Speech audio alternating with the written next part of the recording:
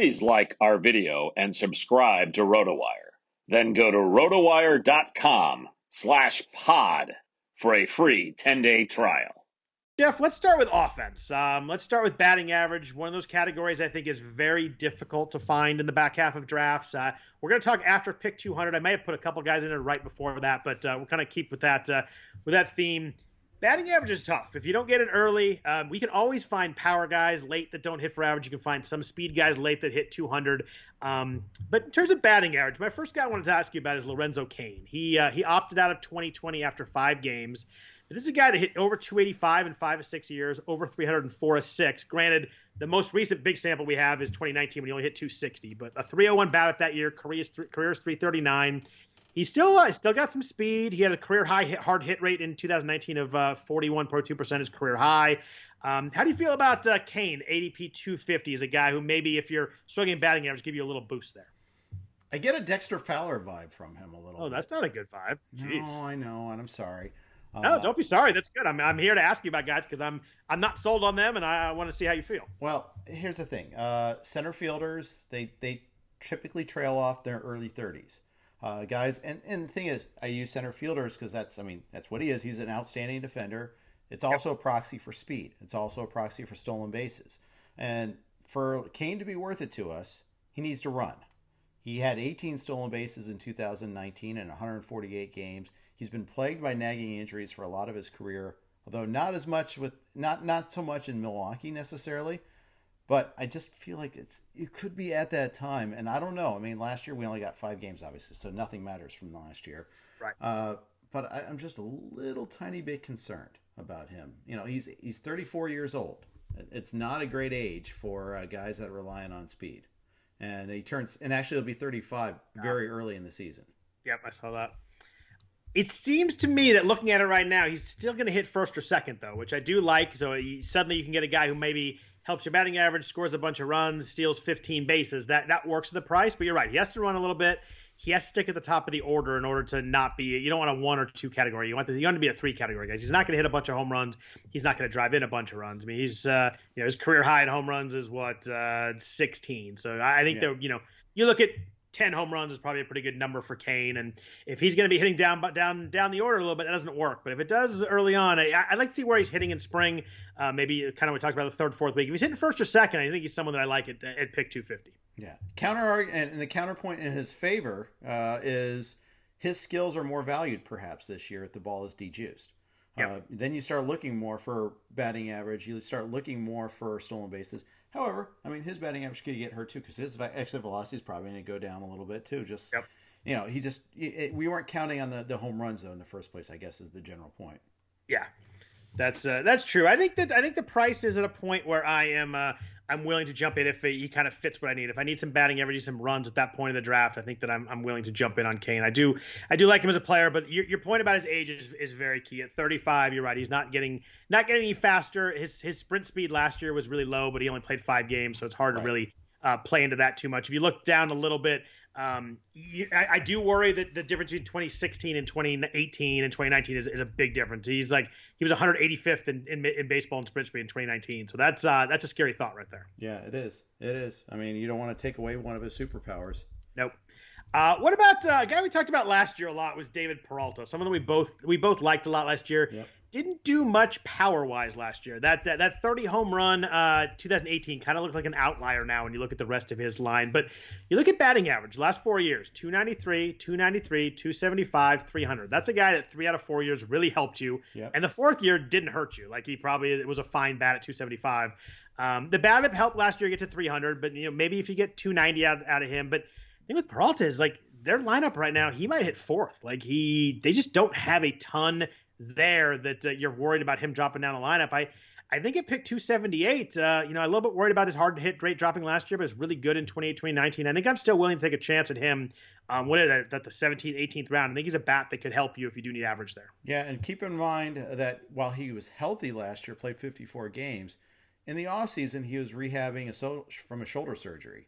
And, he said that, maybe he wasn't able to be fully prepared for the season. Still hit for average last year, but he only had 5 homers. He's also at an age where he's not going to run a whole lot, but he is never a big runner anyhow. So that's why I worry less about the age with him than I do with Cain. I think he's a perfectly fine target, and he's cheaper than he was last year too. That lineup quietly and quickly got pretty bad. Really in a hurry. Yeah. Some of the, and trading away Marte doesn't help. Right, and trading away Goldie the year before that doesn't help either. But you look at Calhoun, spoiler alert, we're talking about him a little bit too. Marte, Christian Walker, Peralta, Escobar, and Escobar struggled last year. Escobar really fell off a cliff. He did. And then you got Carson Kelly was terrible last year. Kettle Marte was worse than he was in 2019 too. What do you think about Kettle Marte, by the way? Man, he's a guy. We talked about Flaherty earlier. I think Marte might be the offensive guy that kind of is the hardest for me to figure out right now. Because the 2019 was just so out of nowhere, and then last year was just kind of he hit 2 home runs last year in 45 games. After hitting 32 bombs, and I don't know, it's just the barrel rate went down from 9% to like under 4%. I wish I could count on him to run a little bit more to maybe one stolen base last year. If the power was kind of in between, maybe if he hit 20 home runs and I can count him to steal 15. Mm-hmm. But I mean, he's still 10 and 11's his career high. I just, I don't know. I think he's still going a little too high for my liking. Yeah, I can appreciate that. I kept him in one league, and it's kind of borderline where, it's not like I got a huge discount on him. It was a discount, but just a little bit of a discount. I got a couple other average guys for you, late round average guys. Oh, beautiful. I like it. Yeah. Justin Turner, always there. Always, yeah. Playing a little less than he did before. ADP of 212. This is kind of cheating. 198. Nick Madrigal. But how do you feel about Nick Madrigal? He's another guy that I think is tough. Like he's gonna hit. I love him. He's probably gonna hit 9th, but like his entire life he's hit for batting average. I mean, he was an unbelievable batting average guy in college, and then he was the 4th overall pick by the White Sox, and has hit for average across the minors. Not a ton of games, but real good averages. And then last year he played 30 games for the White Sox, hit 340. But you're talking zero pop, like zero, not just figuratively, just like literally. Not hit 8-10 home runs, like literally zero. I don't know. He's got to steal 15 bags to work. Is that a pretty good guess? Like if he hits 9th, he's not gonna score many runs. It's a pure batting average play, I think. Yeah, and White Sox at the bottom of the order don't run that much. At least, but then again, we have a new manager, so I don't know. I mean, TLR might let him run more, but probably not. Yeah. And them signing Eaton kind of aces out any chance of him sneaking in the 2nd spot, I think, too. Yeah, because I mean, if Eaton fails, it's going to be Moncada moving to that spot. So he's like 3rd in line to really move up. He'd need a couple injuries, I think, to really get up there. All right, 2 more names. Raimel Tapia, we've spoken about him, I think, a little bit. I think he's locked into playing time now. I think that's one consequence of all their moves is he's going to play a lot. And then David Fletcher. Quiet, unassuming, 244 ADP, plays multiple positions. Could be top in front of Trout and Rendon. Could score just a ton of runs. Yeah, if he were to become a runs and batting average guy, he suddenly works. He doesn't run a ton, and he not going to hit any home runs. He'll hit 5 home runs. But if you're right, if he can hit up there and score, 85 runs or something, and suddenly if you take a one category guy to 2, and the batting average runs are categories that are kind of tricky to find out late in drafts. As you look at guys who are great in runs, it's always the elite guys. It's always the guys who are going the top 3 or 4 rounds whenever you look at runs. So you can sneak someone in there late that gets runs and batting average. That does work pretty well. Yeah. And I know we're going to talk about runs in just a second.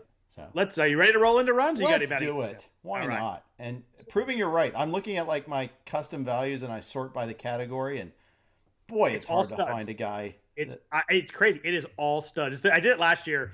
And I forget I'll forget the number, but like the top 30 guys were all guys that were taken in the top 5 rounds. It was an insane. I was shocked how much the runs guys are all elite guys. It's just hard to find. I mean, those are just players that are on the field all the time and score a lot of runs. Are really good. It makes sense. But talk to me about Austin Hayes in Baltimore. It looks like he has a pretty good chance to lead off. That's an offense that's never going to look great, but in that ballpark in a division where I don't really love the pitching on Boston or Toronto or even New York after Cole. Like, there's a lot of guys you can get hits off of. I mean, Tampa Bay is going to be pretty good. But how do you feel about Austin Hayes leading off in Baltimore? It's kind of a later runs guy at pick around 240. I keep falling short on him in drafts. I think it's tough to give him a really good projection because he's had so little run as a full-time player. You know, he had the fractured rib last year. That cost him a lot of time. He was kind of a study in frustration. I was like, I want more from him. Like, give me some categories here, you know. And the thing is, he's got a 20 home run season in there somewhere, I think. Does he get it this year? I think he falls a little short. But yeah, I mean, you could if you squint, you can see it. I don't like that they peeled off a lot of their guys around him in the lineup. You know, Alberto's gone, for instance. Nunez is gone, for instance. Not that they're great shakes, but they are just slashing and cutting to the thinnest. So, like, at least Mancini comes back, which helps a little bit. Yeah, but it's good to see him today, by the way. Get that standing for out sure. from the smattering of a crowd. But you look at the rest of that lineup, and it's pretty bad to look at. I'm looking at it right now. It's not pretty something grim like lineup. it is. I mean, Santander had a great year last year. I think Mancini can hit, but you know, Chance Sisco maybe hitting fifth. Mountcastle, I don't love. Mountcastle's interesting.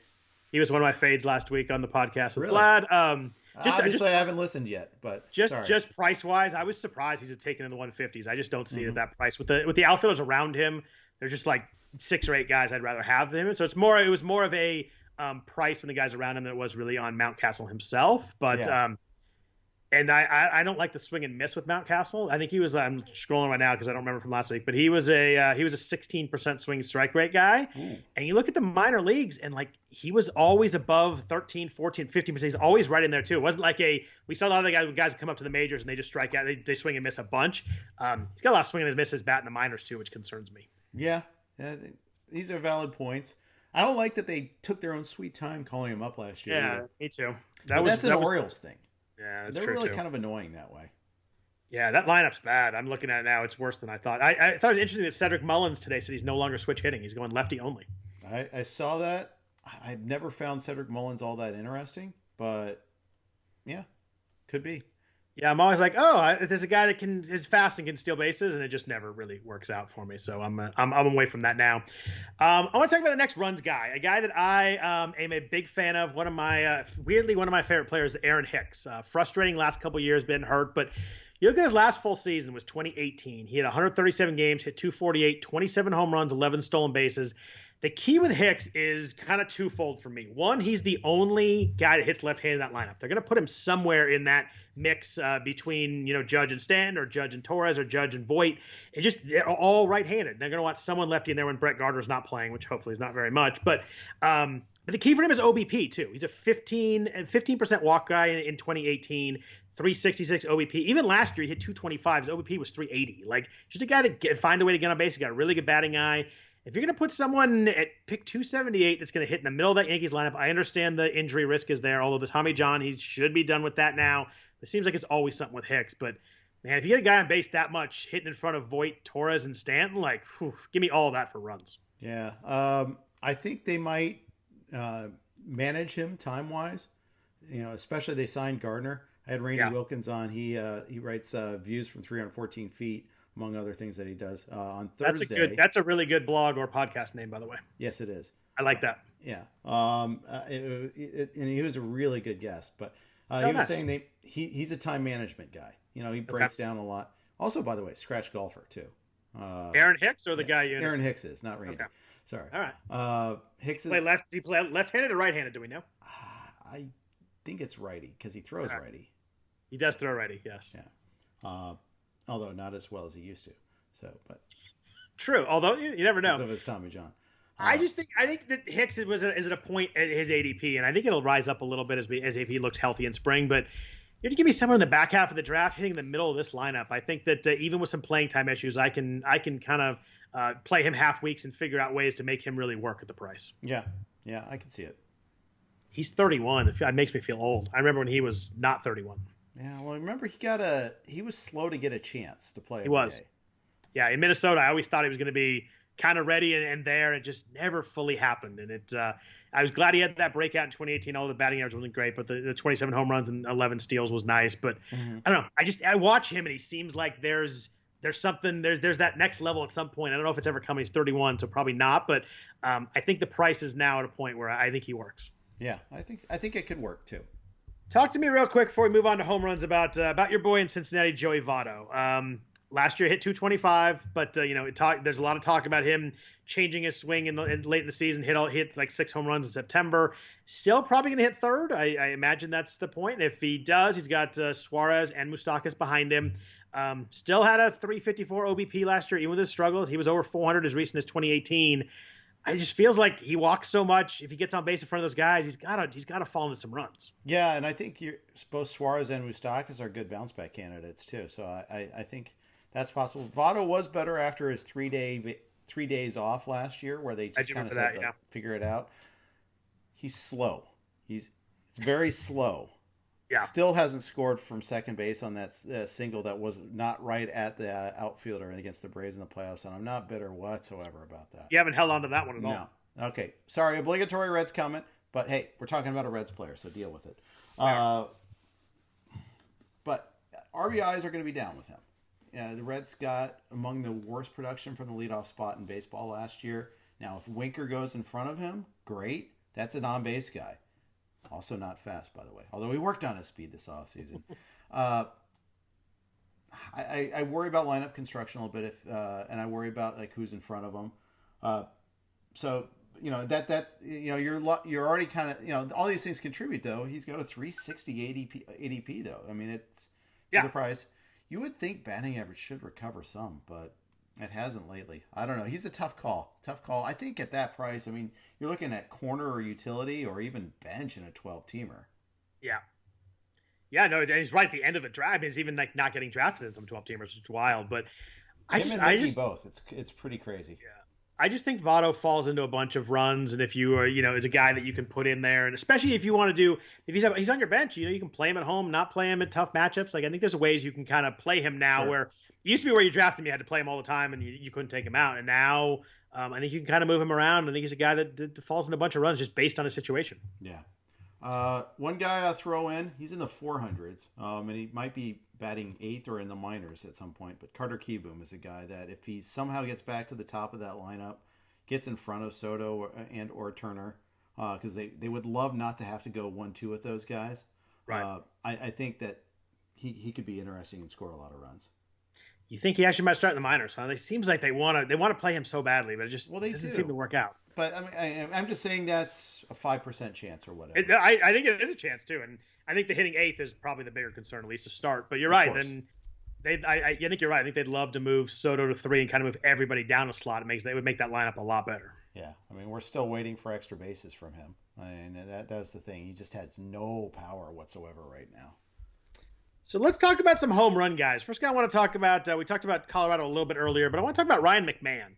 He's picked 227, so about the 15th round, a 15-teamer, 20th round or so in a 12-teamer. Over between 2019 and 2020, he has 33 home runs in 193 games. It's a little higher than I thought it would be. Hard hit rate the last 3 years, 44%, 48%, 43%. Barrel rate last 3 years went from 5.9% to 8.7 to 11.2 last year. Fly ball rate was the issue with him with hitting home runs, but he's up over 30% for the first time last year at 35%. Eligible at 3 positions. It's a guy that I was not interested in a couple years ago, and he was really hyped. I don't even think I was interested last year, but should hit 4th or 5th with this team right now. Granted, their lineup is not the same as it was, but still half the game in cores. I know that helps batting average more than power, but still, he struck out too much last year, 34%. But I think if you're looking for, if you kind of built your batting average nicely and you need a power guy, I think he fits really nicely in the middle of the draft. He does. I mean, they traded Arenado, so he's got to play. I mean, they're looking at Hampson in center field too, which takes away one guy. Brendan Rodgers is a big key to him. If Rodgers can play second base, then McMahon has to go to third probably, because they've got like 3 different options at first base. So they really don't want to have to put him at first base. Yeah, I could see it. I haven't ended up with him yet so far this year, but yeah, the thing is, other categories, the counting stats, runs, RBI, wouldn't be as good as normally in a Coors year because this lineup's just not very good. Yeah, I think the runs would be a problem. Although RBIs, if he has hit behind Story and Blackman, I mean, should be okay. It depends what they do with Crone. I mean, he's a non-roster invitee, but I assume he's going to make the team and end up hitting somewhere in the middle there too. But we're going to talk about one of the other players here in a second. But I just think power-wise, he jumped out a little bit as I looked deeper at him. I thought the power numbers looked a little better than I thought they would. Yeah, I think so too. I mean, that part is true, which of course is why he's on the outline in the first place.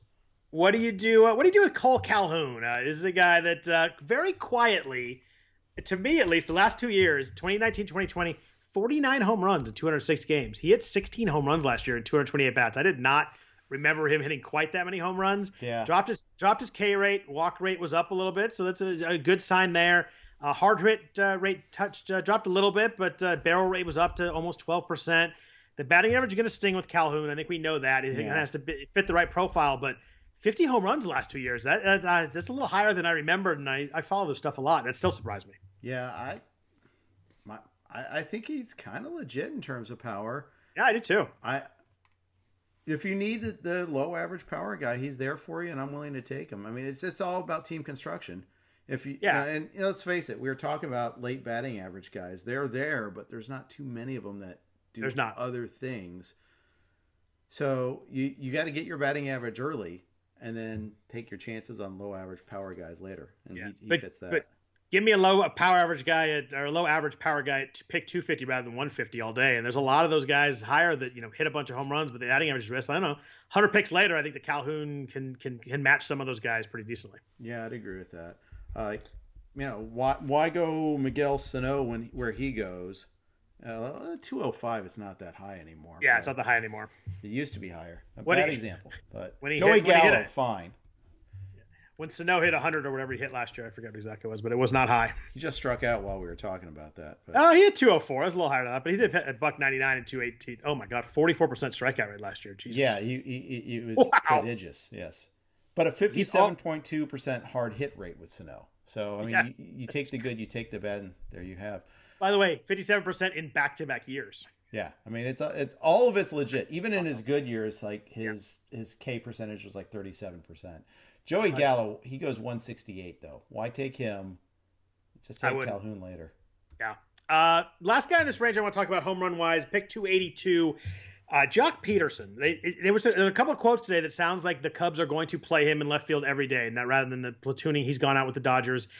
Hit a big 2019. We talked about him that year, and kind of we liked him as a sneaky power bat. Hit 250 with 36 home runs.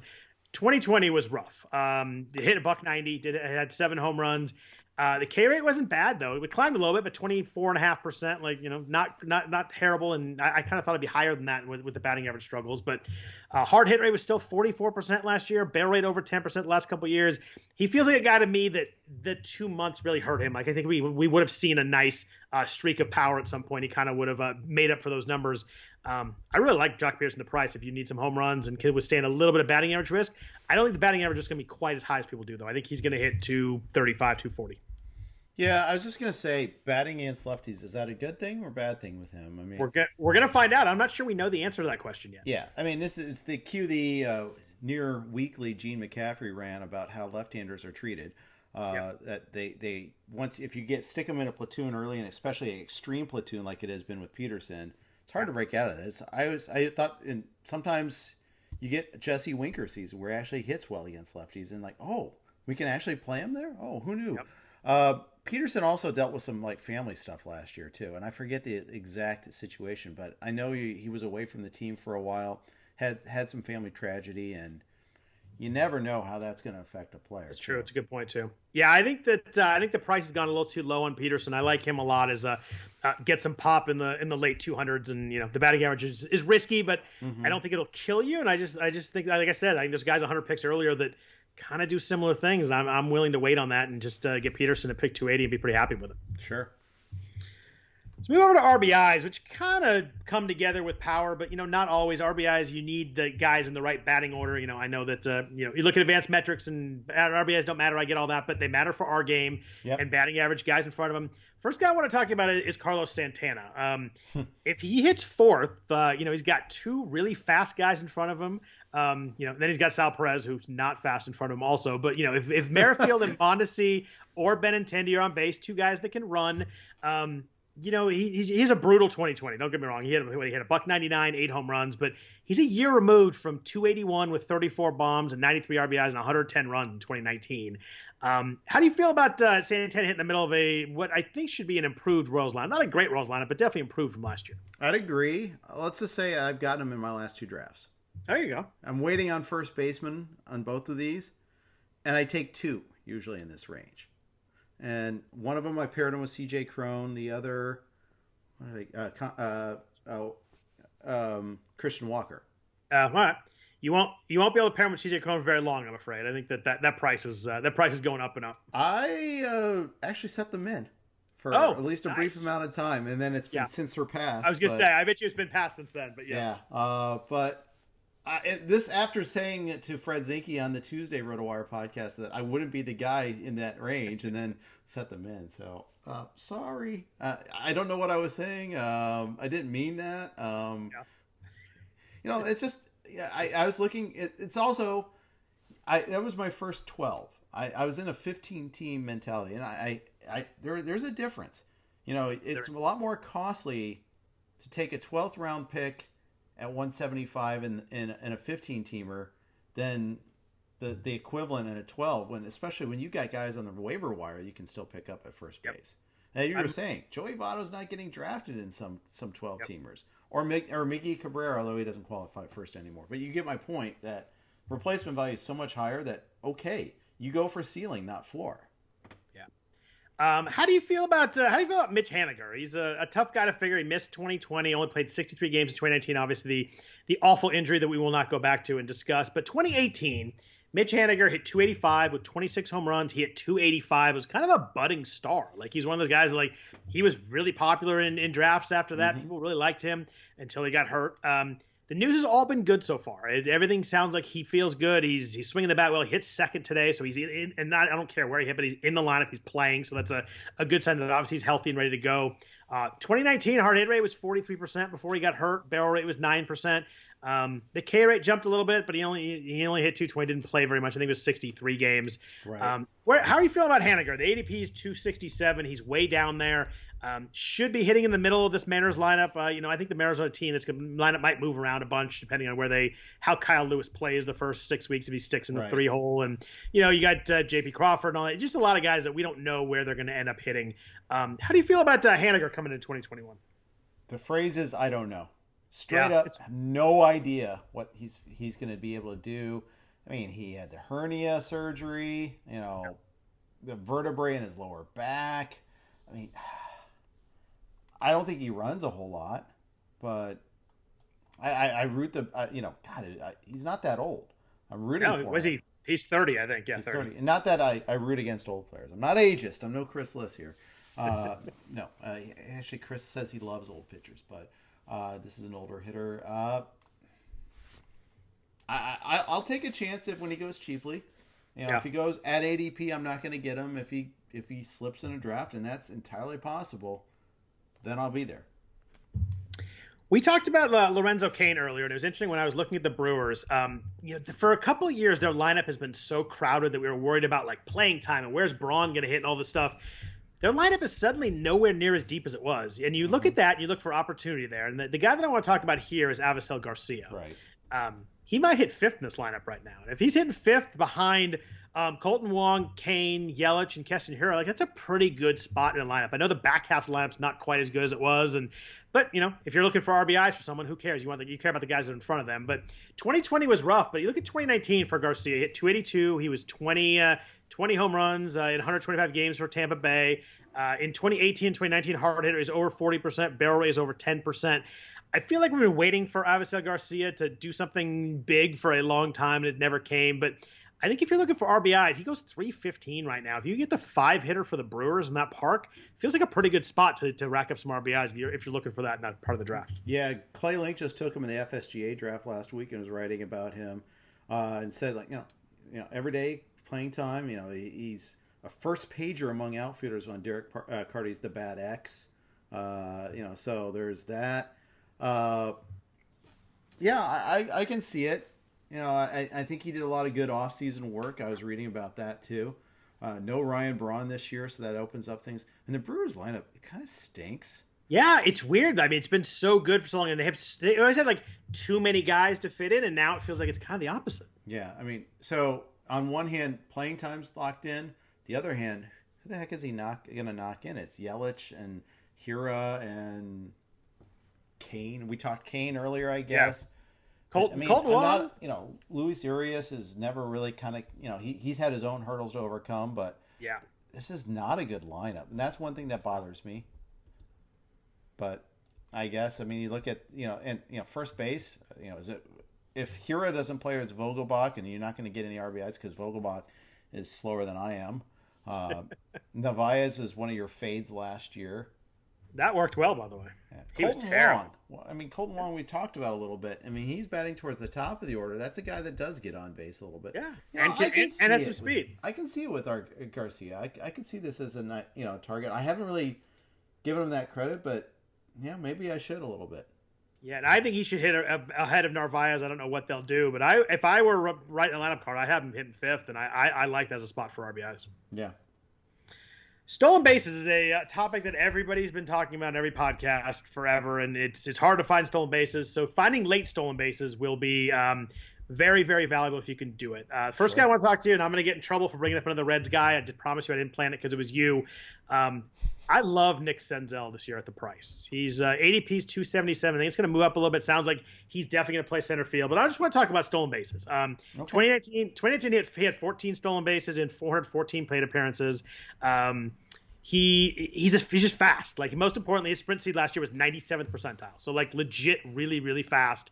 Mm-hmm. I mean, who knows how playing time works, but it sounds like they want to give him the run in center field. I think batting order is an issue to start. He might hit seventh to start, which is bad for stolen bases. But you give me a guy who's young, who ran a little bit the last time he got enough playing time to run, and also someone in the lineup that I think there's a chance to move up. I think if he starts well, you can move Castellanos down a spot. You can kind of move guys. There's a way he can get up there. Some of the lineups we talked about, there's really no way to get to first or second. I think he definitely has a chance to get there. And an exciting young player, prospect guy, a little bit kind of post-hype kind of guy that right. was super sexy last year and maybe isn't this year, but pick 277. If he sticks anywhere around there, I'm going to have a bunch of Nick Senzel this year. Yeah, I originally was pretty pessimistic about my projection for him. I've since upgraded a little bit.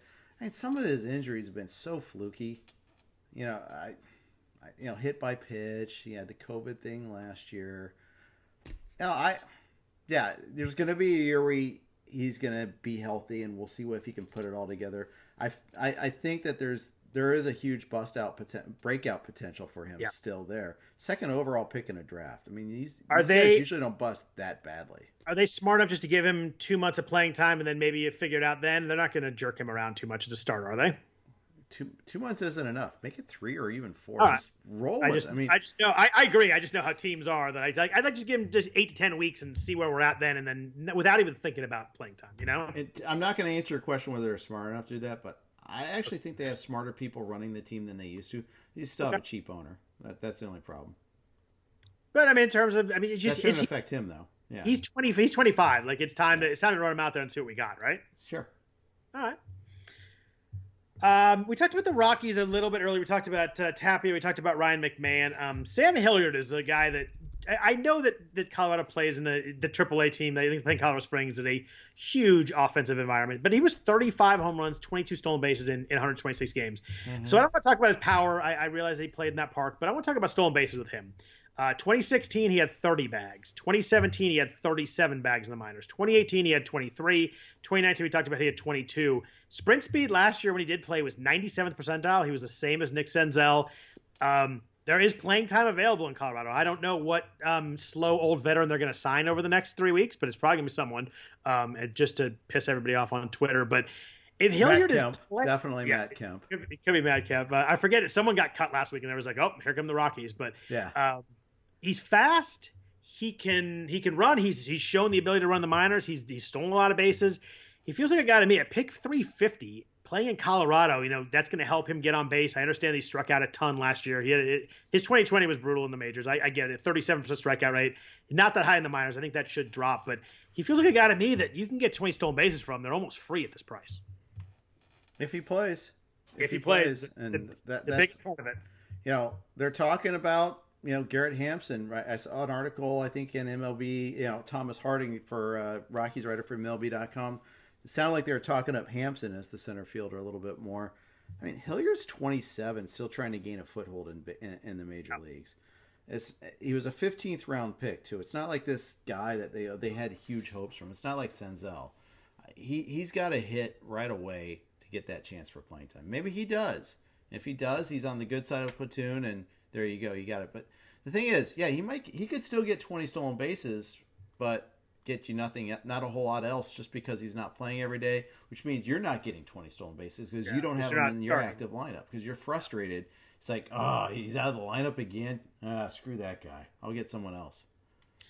Yeah, he's a guy that the early results of Hampson and probably Brendan Rodgers and Tapia affect him a lot. So kind of what other guys do could affect his playing time a lot. That's always a little bit scary to bank on. What do you do with Ahmed Rosario for stolen bases? He was weird last year. He had one attempt last year, which is so strange. But he has the sprint speed still. Yeah, he was 92nd percentile sprint speed, which is crazy. He didn't run at all. Like, he didn't get on base at all, which doesn't help either. He was 272 OBP, which not a lot of stolen base opportunities. But 24 in 2018, 19 in 2019.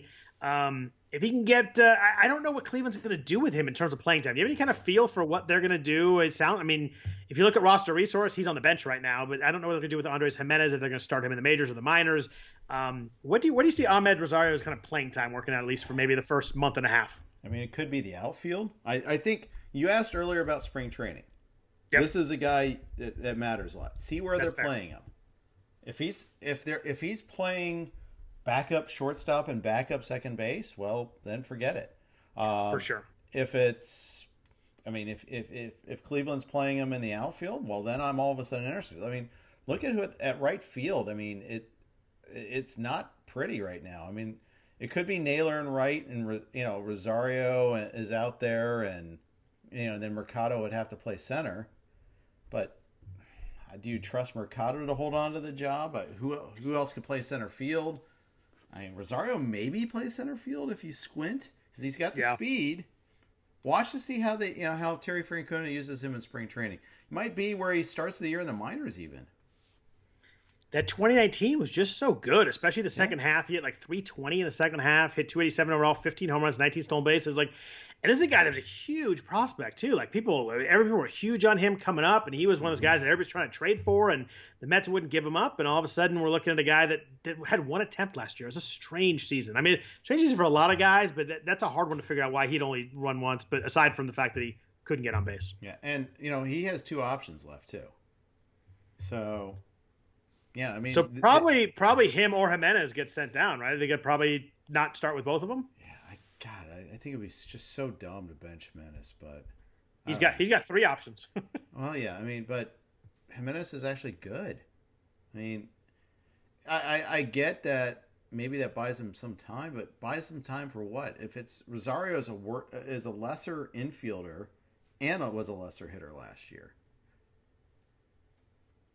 Yeah, I agree. I play Jimenez over Rosario right now too. Yeah. So let's talk. We've got a little bit longer. I just want to talk a couple pitching categories real quick, if that works. I'm going to save saves for next week, and the ERA and WHIP guys we kind of talked about already in a couple podcasts. I'll throw some names out there at the end, but I want to talk about wins. Wins are always hard normally, but I think more difficult this year with the I think we're gonna have a lot of guys with limited innings, especially early on. Mm-hmm. We're gonna have a lot of frustrating 4-inning starts where guys can't even qualify for wins. Even if they go 5, the game's tied, you come out. I think wins are gonna be difficult. Like, a lot of relievers falling into wins.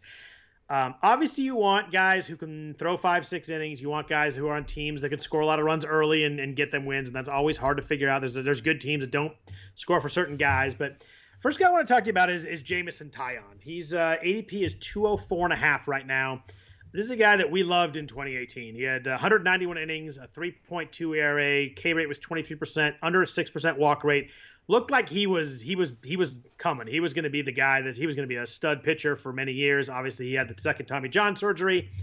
Has limited hard contact well his whole career, 4% barrel rate. Swinging strike rate has been on the rise. He's on the Yankees now, which is going to be a lot of runs. I think it's safe to say they're going to score a lot of runs. I don't think that's a bold statement at all. They're going to be a top 5 team in runs scored. So you like that for a pitcher. Where are you on Taillon right now? The signing of the Yankees definitely bumped him up in ADP. He's up in the right around 200, 205. Where are you on him right now? I only have him for 24 starts, so that kind of hurts him a little bit there. As they've got like 8 guys. That's a problem. Is you're talking about the Dodgers earlier. I think the Yankees are going to be the same way. Cole's going to get his, and then you've got Kluber, Taillon, Montgomery, Garcia, Herman. Clark Schmidt just had a setback, so that cuts down his chances. and eventually Severino, and maybe Michael King for all we know. I mean, thing is, they're not short of options. And my only thing with them, though, is I think if someone is good, I think that they can. Whereas the Dodgers, like the Dodgers 6 and 7 guys we already know are good. I think if someone steps up in New York, I think they stick just because I think the Dodgers have 7 good ones and the Yankees have ones who might be good behind Cole. So it's, but I mean, I like Jordan Montgomery. Who knows if Dingo Herman. You're right. There's a lot of names there. And my only concern with tying with wins is how deep they let him go in games. I just don't know. A guy because second Tommy John if he's going 7 innings anytime in the first like 2.5 months, that makes it tough. But they got a lot of arms in the bullpen too. Protecting leads is big with wins too. Yeah, but like you said, a lot of arms in the bullpen also means that quicker hooks. Yep, I think that's fair too. Especially if they're not going to go with a 6-man rotation, are they going to send Garcia to the minors? Are they going to send Herman to the minors? Probably not. Maybe Garcia, I guess. Schmidt's almost certainly going to the minors to start the season, especially with this setback. But I think I want to like Jameson Taillon more than I actually do, if that makes any sense. It makes a lot of sense. I feel the same way. I'm rooting for him. I am too, and I loved him in 2018, and I had him on a bunch of teams. He was huge for me, and I really saw him as like a star pitcher the next few years. But I think that's the problem. Is I think that at the price, maybe I want him to work more than he actually does. Yeah, I think this is one of those where it really depends what part of his range do you get him at. And his ADP is creeping upward. You wrote down 204 in the online championship that ADP is 191. Yeah. So you're right. It's going to be tough to get him. So the other guy I have for wins here is one that I actually do like for wins. It's Michael Pineda, and I know that name scares a lot of people. Yeah. Really good offense score from him. I don't think they're quite as good as they have been the last couple of years, but still I think they're going to score plenty of runs. He was really good in 2019. I mean, I said good. I said really good. He was good. He had a 4 ERA, 146 innings, but they came back last year. Was good. He had made 5 starts, 3.38 ERA, 26 innings. The K rate's never huge, but the nice thing with Pineda in terms of wins, he doesn't walk anybody. Mm-hmm. That helps him go a little bit deeper in games where, you see those guys that they're in the middle of the 4th inning, they have 91 pitches, they have a bunch of strikeouts and a bunch of walks, and it's just frustrating. They're going to get yanked. Sure. But Pineda made 26 starts in 2019. I went for 6 innings rather than 5 because I wanted to see a little bit deeper in the games.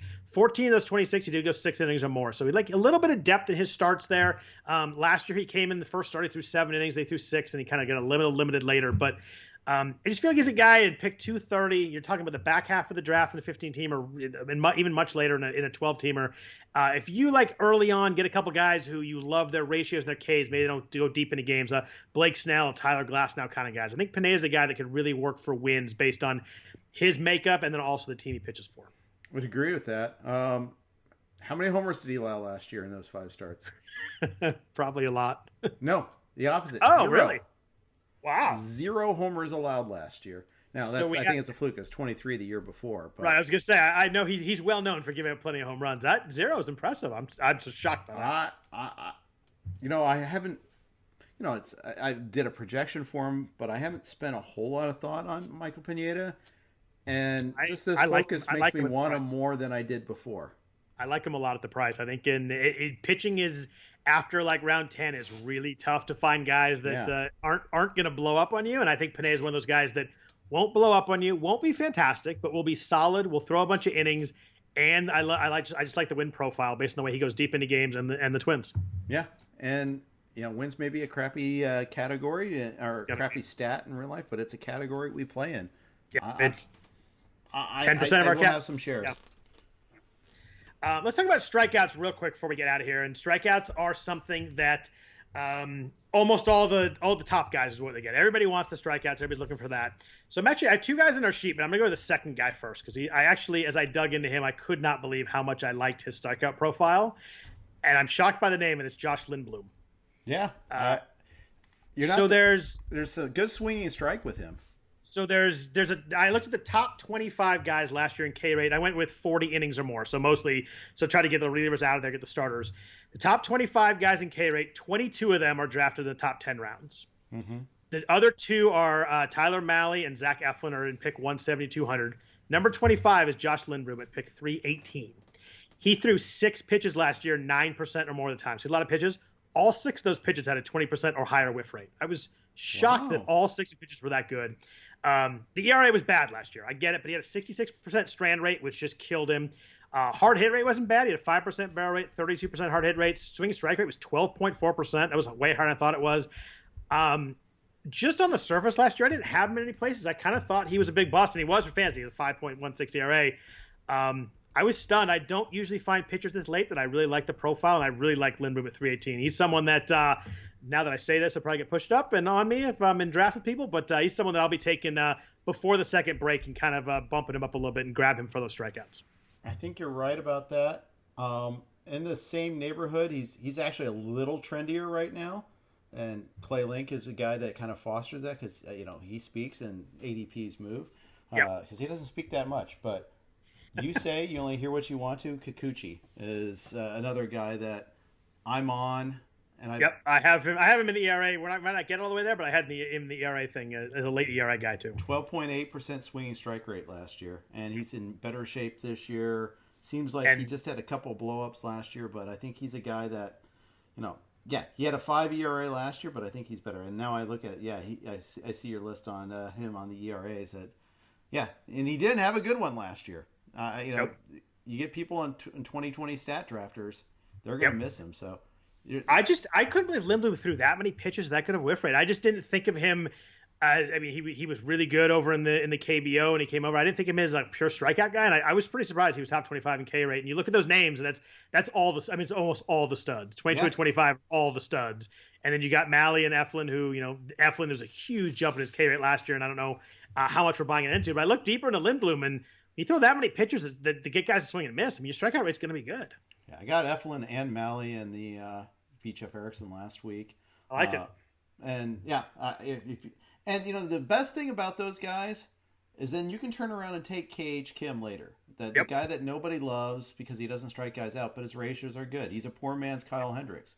And will give you innings, which is going to be very valuable this year. Yeah. And, you don't want a team full of those guys, but you get those strikeouts and then it gives you a little bit wider latitude. And the other thing too is you stream them a little bit. Now, are we going to be perfect about when to start and when not to start? No, we're going to mess up sometimes. That's a risk that's inherent here. But I think that these guys are really valuable. You catch them at the right time on the breakout. It's hard to find good breakout pitchers, and you might as well start with someone that can miss some bats. Yeah, and we're talking 150 picks behind anybody else that had that similar kind of K rate. It's a pretty big drop off, and the ERA is why. He first year back, and he had a ERA over 5, so I get it why people are staying away. But he had 3.88 FIP last year, all the strikeouts. I'm way more in on Josh Lindblom than I was a day ago. Let's put it that way. Are you worried at all about usage?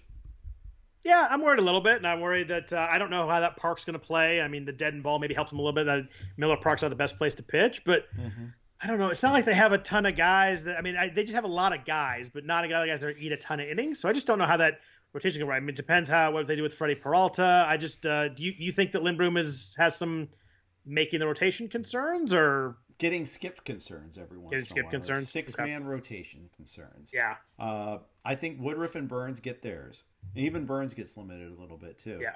But Lindblom, they signed Anderson, and I know how much you love that signing and all that. No, but Eric Lauer, Adrian Hauser. Am I allowed to talk about Brett Anderson? He blocked me on Twitter, so that means I can't talk about him anywhere, right? That means that you get to talk more about him, I think, because he doesn't care. Brent Suter, it's amazing that you, Scott Jenstad, have been blocked on Twier by anybody. Believe he's such a nice guy. I don't know if anybody else has. I'm sure someone else has. They probably get annoyed with me talking about the Warriors or something. But he's the only person I know of that has me blocked. Yeah, Suter could start for some teams. He's a good pitcher. Peralta too. Those are two long relievers that could theoretically start. So they really have 9 guys that could take some length. But it's so frustrating that Brett Anderson's even there, just baseball wise. But I just wish Freddie Peralta could slot in there. But I get it; they don't want him. But I don't know. I guess maybe they wanted a lefty. They have 5 righties, but they could have gone Suter for a lefty. But I don't know. I like Lindblom. But one other guy I want to talk about for strikeouts before we get out of here: Christian Javier in Houston has to win the number 5 job. And it's funny. You look at last year. He threw 54 innings, 25% K rate. I think it was a little bit down from what people thought. But you look at the minors.